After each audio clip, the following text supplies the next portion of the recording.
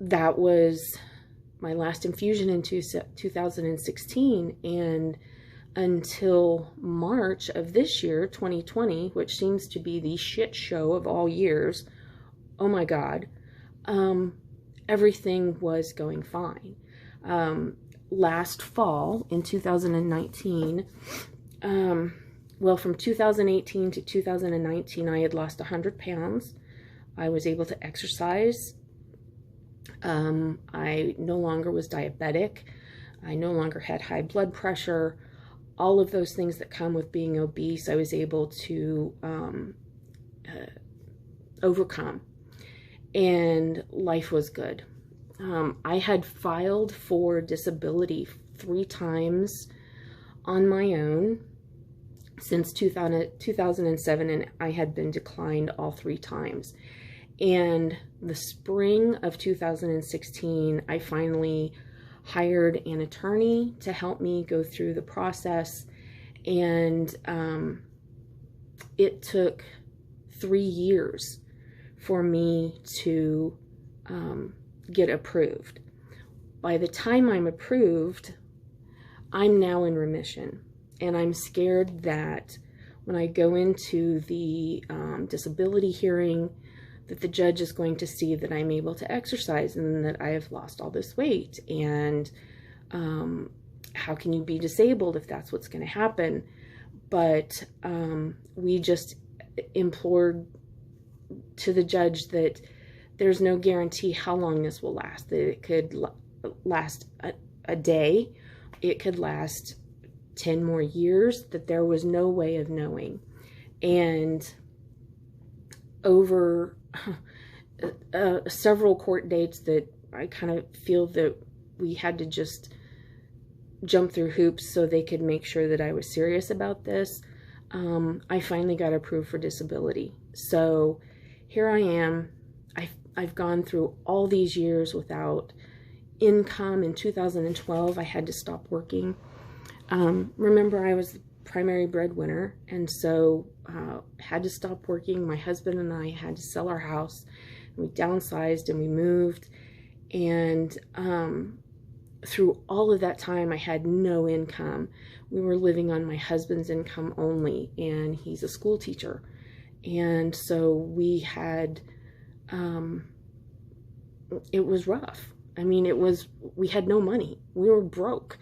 We were basically paying for my prescriptions and my medical treatments, and that was about it. And any copay assistance that I could get, I applied for and was granted right away. And that was the only reason that I was able to continue getting the infusions that I was getting. So I finally am approved for disability, and now I don't look like I'm a disabled person. And I'm not living like I'm one. I'm being active, and I'm doing the things that you're supposed to do in life. And so lost all this weight, accomplished goals that I wanted to accomplish, did things that I wanted to do. And in September last summer, I had a gallbladder attack, and I had a couple of them, and was told that I would have to have my gallbladder removed. So I was very worried about that. I did not want to trigger my immune system to overreact, and I was really scared, but I had to have the gallbladder removed. So I did that. Most people, it takes about 6 weeks to heal. It took me 3 months.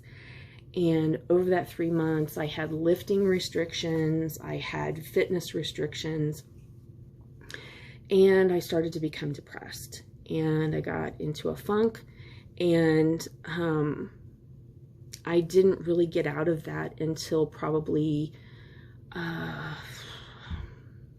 February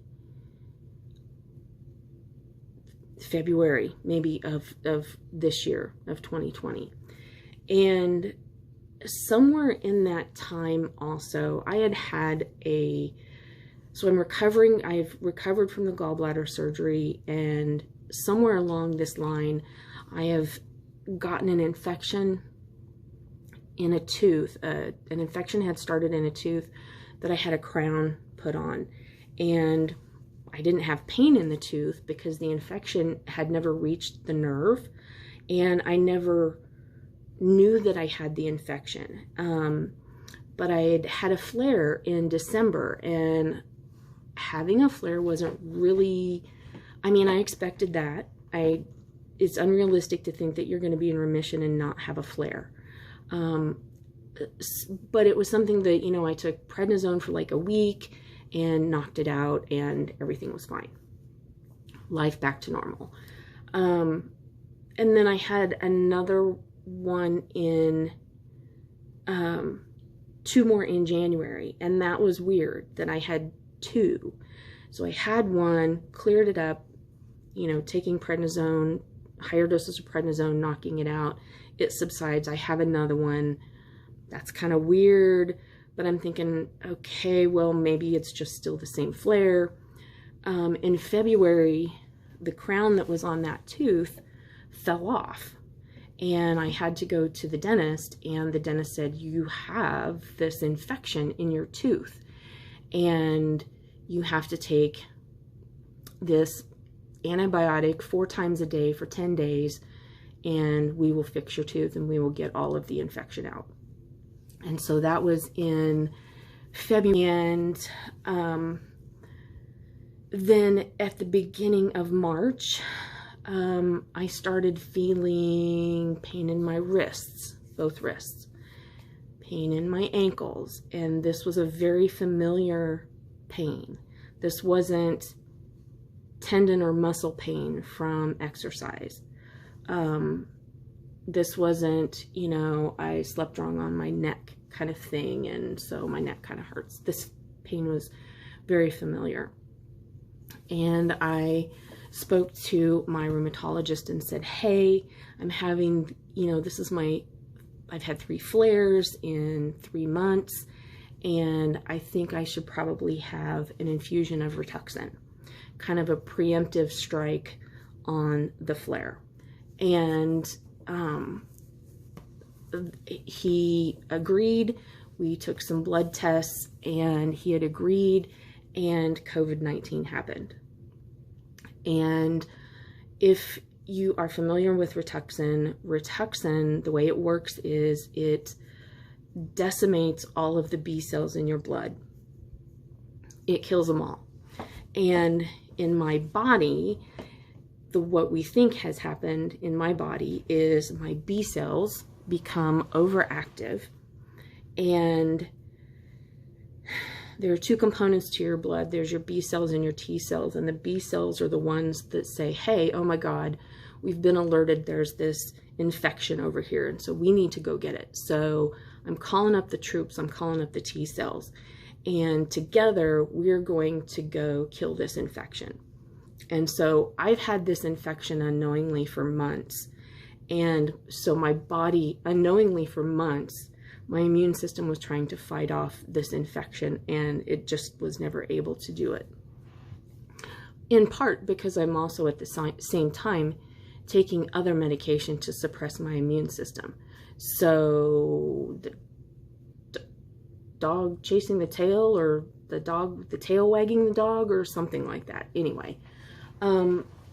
So COVID-19 happens, and my rheumatologist I talked to my rheumatologist, and he's like, it is absolutely unsafe for you to have all of your B cells killed off at this time, and we can't give you the infusion that you need to keep you in remission, and we're just going to have to wait and see. So that was at the beginning of March. And in the meantime, I needed to self-quarantine because any infection that I would have gotten would have further excited my immune system and made it become even more hyperactive and exacerbate the effects of the disease, which is inflammation, swelling, pain, redness, whole bunch of stuff. And so it was very important for me to self-quarantine. And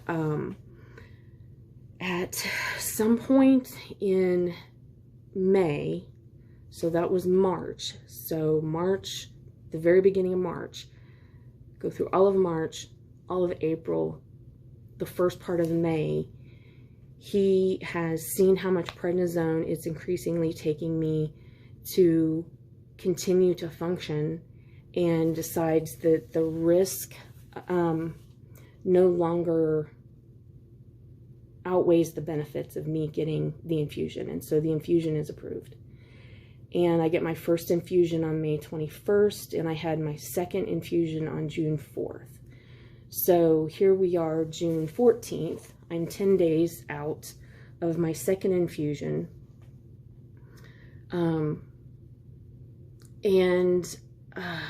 It can take anywhere from 6 weeks to 6 months for the medication to kick in. And so this is really just a wait and see kind of game.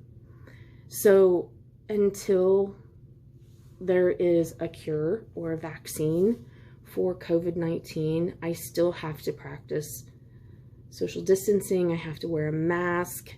I encourage people around me to wear masks when they're around me, because with the 2 infusions of the Rituxan, I have no B cells in my body. So that means if there's an infection in my body, there is no town crier to call up the T cells to help fight an infection. So it's like they never get the message. And then the infection just rages on. And I can die if that happens. So I have to be very careful about washing my hands and hand sanitizing and staying out of public places and social distancing and being careful what I touch. And I had to go to urgent care yesterday. For the past week, I had had some pain in my ear, and I thought that it was just because I had been listening to my earbuds a lot. I listened to ASMR videos at night and guided meditation.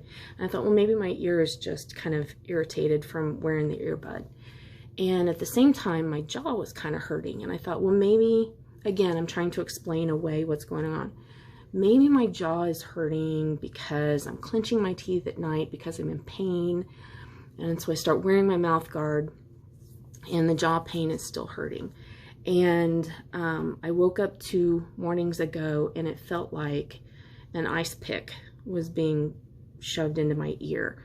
And so I made the decision yesterday to go to urgent care, and I have an ear infection.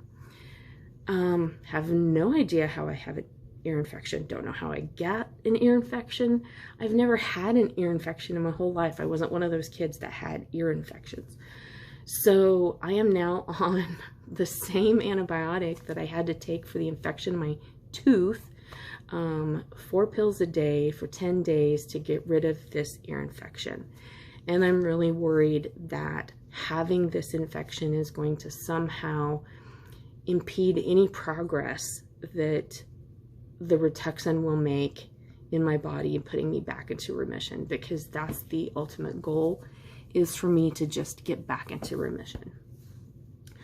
I am getting emotional, and I'm sorry. I am not currently, I don't believe I'm currently feeling the full brunt of the disease yet. So 3.5 months out of the original time when I realized that I was coming out of remission. When you come out of remission, you don't come out of it like the next day all of a sudden you're just like a hot mess. Some people probably do experience things like that. Mine has been much more gradual. It's kind of been like a reawakening of my immune system, and my immune system realizing over time, hey, wait a minute, we're supposed to like be really belligerent and be just this complete dick and make her feel horrible. And we've been asleep for a couple years, almost 4 years. And so we need to wake up. And so every day it just keeps getting harder and harder. If I had been able to get the infusion in March when this happened, I think probably what would have happened is the pain would have decreased at the same time that the Rituxan would have kicked in and taken over, and I would have theoretically done something like this. What's happening though is the pain is increasing, the Rituxan is not yet in play. So the Rituxan's still down here. At some point, I'm hoping the Rituxan kicks in, comes up here, and then the pain goes, oh, okay, well, we'll go away. We'll go back down this way. But at this point, this is Rituxan, this is pain. And every day that I get farther away from remission, that pain gets higher and higher, and the days get harder and harder. Today was a rough day. I put out a video earlier about how my day went today. Things are swollen. My feet are swollen. It's very hard to have chronic pain every day and to carry a positive mental attitude. It's exhausting. And so what I hope that's going to happen at this point is that the Rituxan, I'm trying to look at it like it's a puzzle. So the Rituxan is one piece, the Arava is another piece, and the methotrexate is a third piece. And so I've had all three pieces of this puzzle together, and the Rituxan just kind of fell out of place. And so we've now put that back into place. And so my body has to then realize, oh, okay, well, the formula is back again, and that's the formula that we need to calm down the hyperactivity of the immune system and let me live like a normal person should live. But there's no guarantee that that will do that, but I am very hopeful that that's what's going to happen. As it stands, I'm having a harder time emotionally dealing with day-to-day things. Every day the pain just grinds on your nerves, it grinds on your ability to think positively about things, and it makes it harder for you to find ways to be happy and appreciative and thankful for what you have. So that's kind of where I'm at this point. I'm not sure if I want to say anything about what I expect. I have a follow-up appointment in August with my rheumatologist, and by that point I should, if I'm going to start feeling some relief, I should have started feeling relief by that time. So fingers crossed that I am able to start feeling relief. Until then, keep me in your thoughts. I'm trying to utilize all the things that I have in my toolbox, my lidocaine patches, prednisone, Epsom salt, soaps, ice, warm compresses, Tylenol, Tramadol, and I'm trying to do all these things just to manage pain until the Rituxan kicks in. So it's a real shitty way to have to live your life in these intervals, and I did it for years, and there's a lot of PTSD about this that has come about, remembering what it was like the last time that I was going through this. But so far I'm still holding my chin up a little bit, and so here we go. So I will keep you posted. I don't know if a lot of you knew that background about me. Most of my friends who I've been friends with for a long time do know that background. Some of my new friends don't, so that kind of lets you know what my journey has been like up into this point. So I have no idea what it's going to be like going forward, but I will definitely share that with you as I go along. So everybody be well, don't get COVID-19, stay safe, and take care.